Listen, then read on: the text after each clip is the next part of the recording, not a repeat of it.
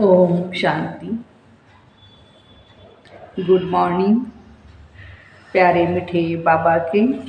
आज 20 जनवरी 2023 के अनमोल महावाक्य सुनते हैं। मीठे बच्चे, तुम पीस स्थापन करने के निमित्त हो, इसलिए बहुत बहुत पीस में रहना है।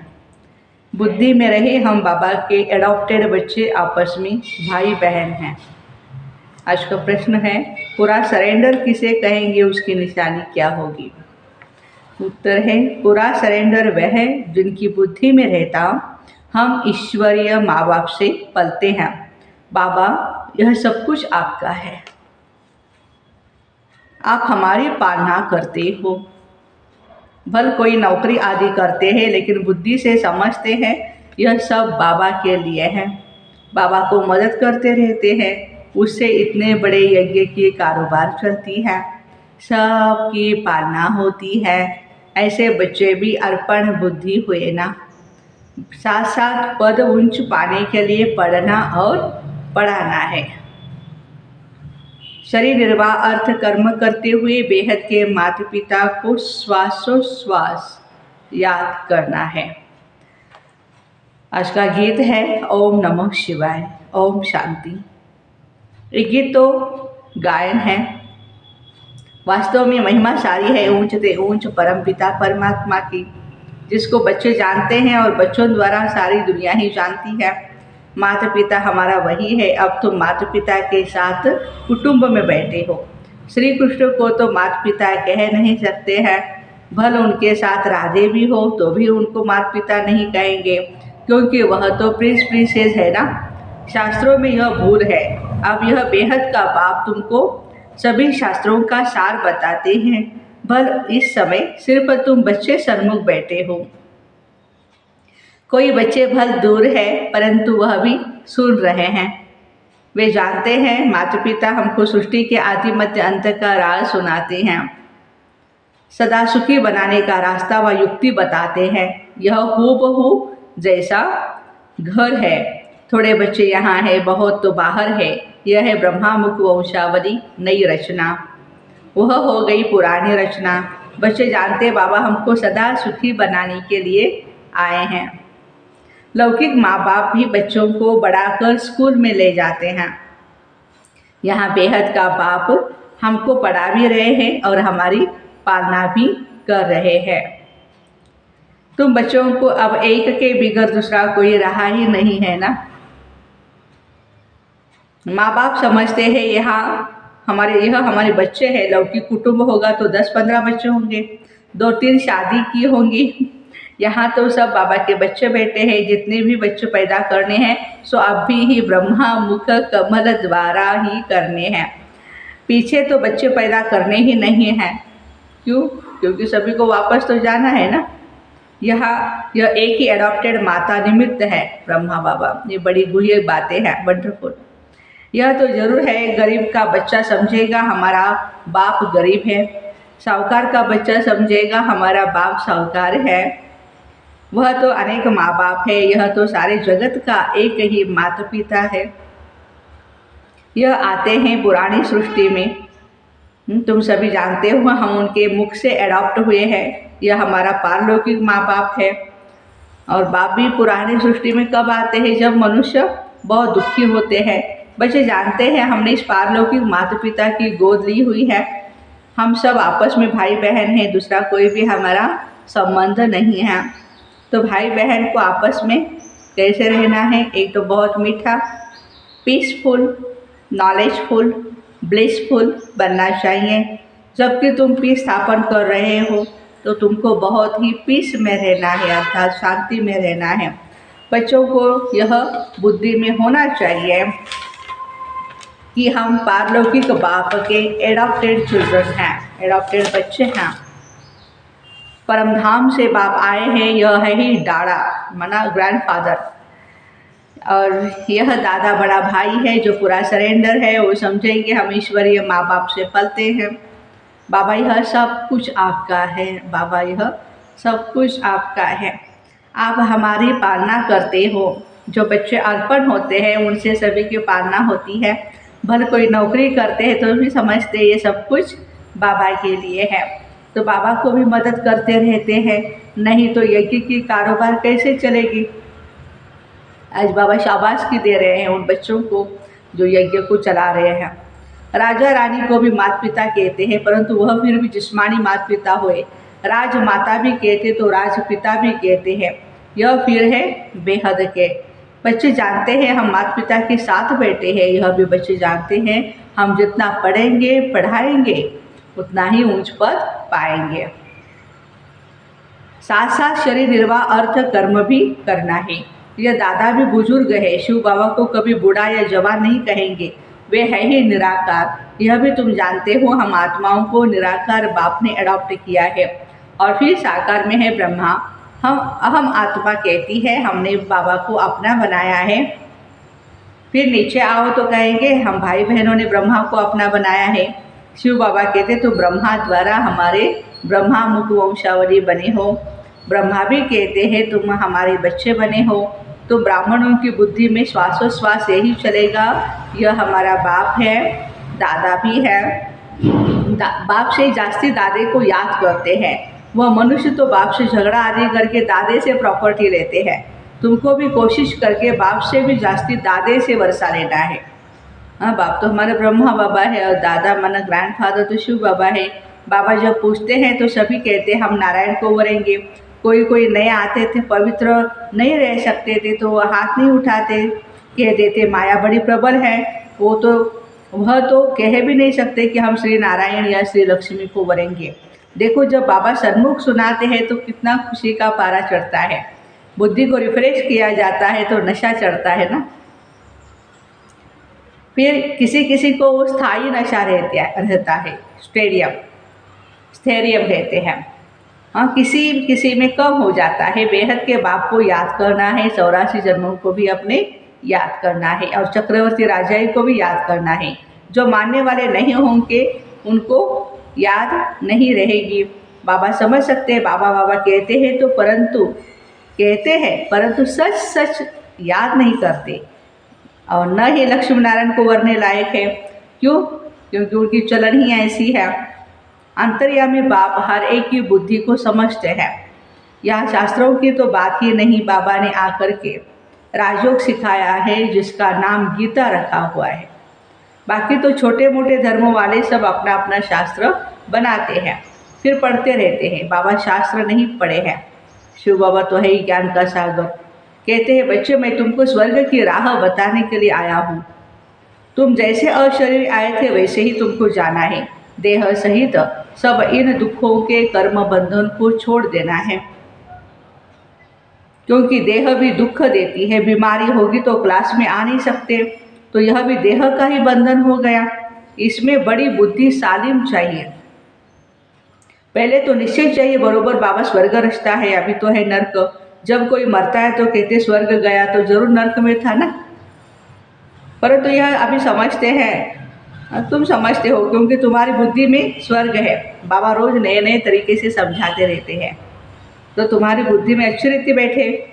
हमारा बेहद का माता पिता है तो पहले बुद्धि एकदम ऊपर चली जाएगी, फिर कहेंगे इस समय बाबा आबू में आए हैं। जैसे यात्रा पर जाते हैं तो बद्रीनाथ का मंदिर ऊपर रहता है, पंडे ले जाते हैं। बद्रीनाथ खुद तो ले चलने के लिए नहीं आते ना, मनुष्य पंडा बनते हैं। यहाँ शिव बाबा खुद आते हैं परम धाम से।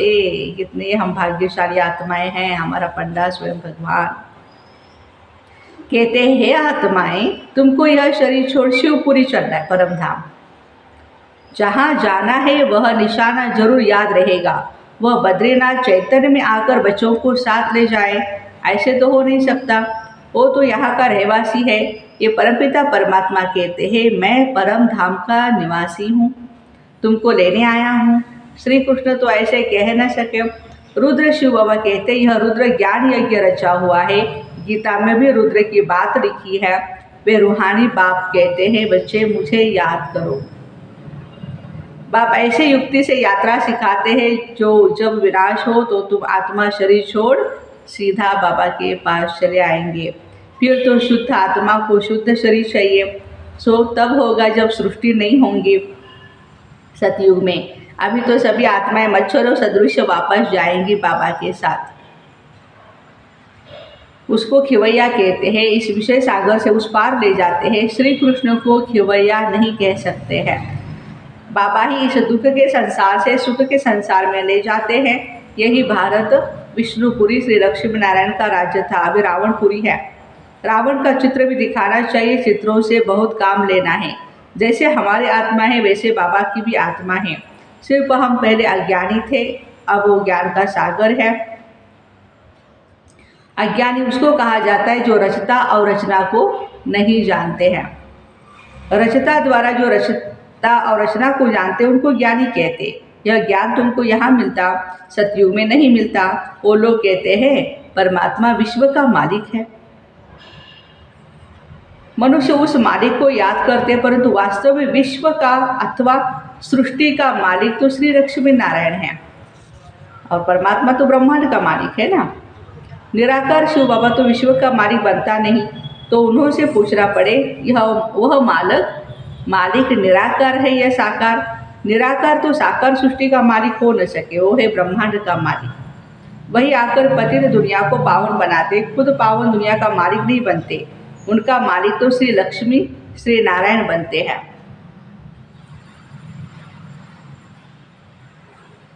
और बनाने वाला है ही एक शिव बाबा। ये बड़ी गुह्य बातें समझने की है। हम आत्मा भी जब ब्रह्म तत्व में रहती है तो ब्रह्मांड के मालिक है। जैसे राजा रानी कहेंगे हम भारत के मालिक है, तो प्रजा भी कहती है हम मालिक है। वहाँ रहते तो है ना। जैसे बाप ब्रह्मांड का मालिक है, हम भी मालिक ठहरे।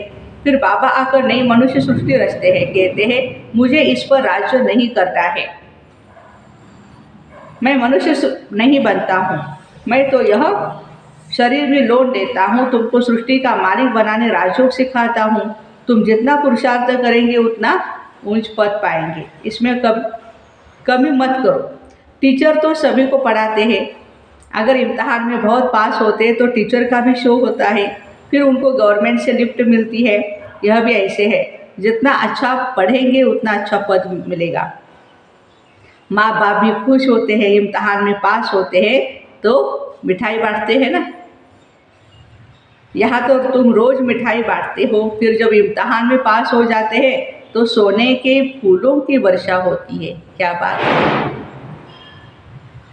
तुम्हारे ऊपर कोई आकाश से फूल नहीं गिरेंगे, परंतु तुम एकदम सोने के महलों के मालिक बन जाते हो। यह तो कोई की महिमा करने के लिए सोने के फूल बनाकर उन पर डालते हैं। जैसे दरभंगा का राजा बहुत साहूकार था, उनका बच्चा विलायत गया तो पार्टी दी, बहुत पैसा खर्चा किया, उसने सोने के फूल बनाकर वर्षा की थी। अच्छा, दरभंगा राजा, देखो दरभंगा का राजा, उस पर बहुत खर्चा हो गया, बहुत उसका नाम भी हुआ था। कहते थे देखो भारत वैसे कैसे पैसे उड़ाते हैं, तुम तो खुद ही सोने के महलों में जा कर के बैठते हो, तो तुमको कितना नशा रहना चाहिए। बाबा कहते सिर्फ मेरे को और चक्र को याद करो तो तुम्हारा बेड़ा पार हो जाएगा। कितना सहज है। तुम बच्चे हो, चैतन्य परवानी, बाबा है चैतन्य क्षमा। तुम कहते भी हो अभी हमारा राज्य स्थापन होना है। अब सच्चा बाबा आया हुआ है भक्ति का फल देने के लिए। बाबा ने खुद बतलाया मैं कैसे आकर नए ब्राह्मणों की सृष्टि रचता हूँ, मुझे ज़रूर आना पड़े। तो बच्चे जानते हो हम ब्रह्मा कुमार कुमारियाँ हैं, शिव बाबा के पोतरे। ये फैमिली बड़ी वंडरफुल है। कैसे देवी देवता धर्म का कलम लग रहा है, झाड़ में भी क्लियर है, नीचे तुम बैठे हो, तुम बच्चे कितने सौभाग्यशाली हो। मोस्ट बिलवेड बाप बैठ समझाते मैं आया हूँ तुम बच्चों को रावण की जंजीरों से छुड़ाने के लिए। रावण ने तुमको रोगी बना दिया, अब बाबा कहते बच्चे मुझे याद करो, अर्थात शिव बाबा को याद करो, इससे तुम्हारी ज्योति जगेगी, फिर तुम उड़ने के लायक बन जाएंगे। माया ने सबके पंख तोड़ डाले हैं। अच्छा, मीठे मीठे सिकिरदे बच्चों प्रति माता पिता बाप दादा का याद प्यार और गुड मॉर्निंग। रूहानी बाप की रूहानी बच्चों को नमस्ते। हम रूहानी बच्चों की रूहानी माता पिता बाप दादा को याद प्यार गुड मॉर्निंग और नमस्ते। वाह बाबा वाह, शुक्रिया बाबा शुक्रिया। धारणा के लिए मुख्य सार है। बुद्धि को सालिम बनाने के लिए देह में रहते देह के बंधन से न्यारा रहना है। अशरीरी बनने का अभ्यास करना है। बीमारी आदि के समय भी बाबा की ही याद में रहना है। पारलौकिक माता पिता के बच्चे बने हैं, इसलिए बहुत बहुत मीठा, रॉयल, पीसफुल, नॉलेजफुल, ब्लिसफुल रहना है। पीस में रहे पीस स्थापन करनी है। आज का वरदान, रूहानियत के साथ रमणीकता में आने वाले मर्यादा पुरुषोत्तम भव। कई बच्चे हंसी मजाक बहुत करते हैं, उसे ही रमणीकता समझते हैं। वैसे रमणीकता का गुण अच्छा माना जाता है, लेकिन व्यक्ति, समय, संगठन, स्थान, वायुमंडल के प्रमाण रमणीकता अच्छी लगती है। यदि इन सब बातों में एक बात भी ठीक नहीं तो रमणीकता भी व्यर्थ की लाइन में गिनी जाएगी और सर्टिफिकेट मिलेगा कि ये हंसाते बहुत अच्छा है लेकिन बोलते बहुत है। इसलिए हंसी मजाक अच्छा है, वह है जिसमें रूहानियत हो और उस आत्मा का फायदा हो, सीमा के अंदर बोल हो, मर्यादा में बोल हो, तब कहेंगे मर्यादा पुरुषोत्तम। स्लोगन, सदा स्वस्थ रहना है तो आत्मिक शक्ति को बढ़ाओ। सदा स्वस्थ हेल्दी रहना है तो अपनी आत्मिक शक्ति को बढ़ाना है। तो ऐसे रूहानियत के साथ रमणीकता में आने वाली मर्यादा पुरुषोत्तम भाई बहनों को ओम शांति। Have a nice day.